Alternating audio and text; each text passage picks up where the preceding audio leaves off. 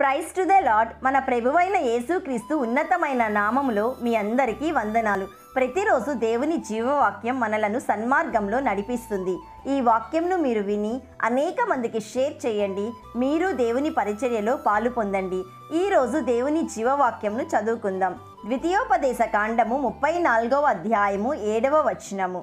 మోషే చనిపోయినప్పుడు 120 సంవత్సరములు ఈడుగలవాడు.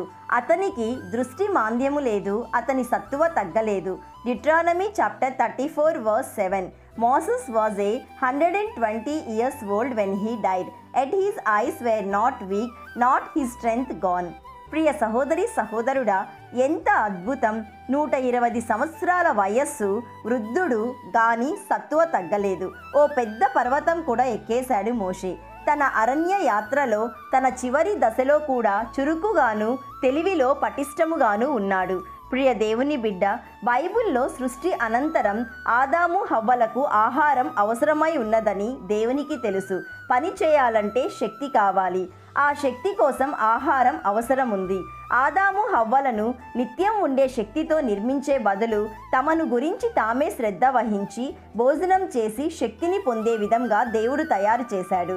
వారికి ఆహారముగా పండ్లు, ధాన్యము, గింజలను, ఆకులు, కూరగాయలను తినమని దేవుడు ఆదేశించాడు.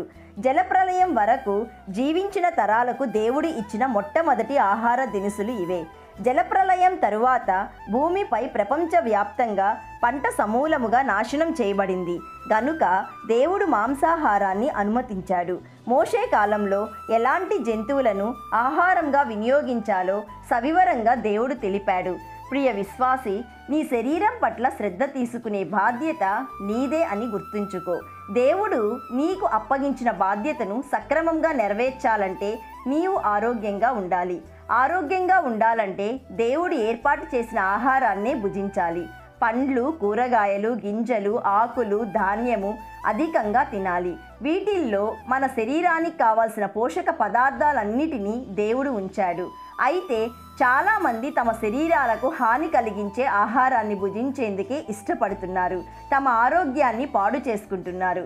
అదే జంక్ ఫుడ్. ఇది అనారోగ్యదాయకం.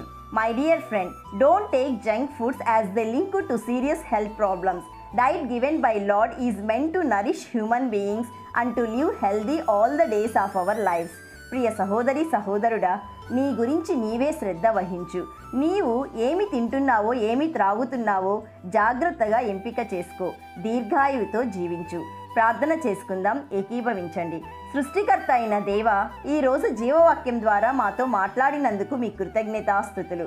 తండ్రి, మీరు మాకు మంచి ఆహారాన్ని దయచేశారు. తండ్రి, మీకు స్తోత్రం. కానీ మేము మా శరీరాలకు పోషక విలువలు లేని ఆహారాన్ని ఇస్తూ పాడు చేస్తున్నాము. తండ్రి, మమ్ములను క్షమించండి. తండ్రి, మీ వాక్యం ద్వారా మేమందరము మంచి ఆహారాన్ని ఎంపిక చేసుకొని మేము మా కుటుంబాలు దీర్ఘాయుతో జీవించే కృపను దయచేయుమని నిత్యుడగు తండ్రి అయిన యేసయ్య నామంలో అడుగుచున్నాము తండ్రి. ఆమెన్. God bless you.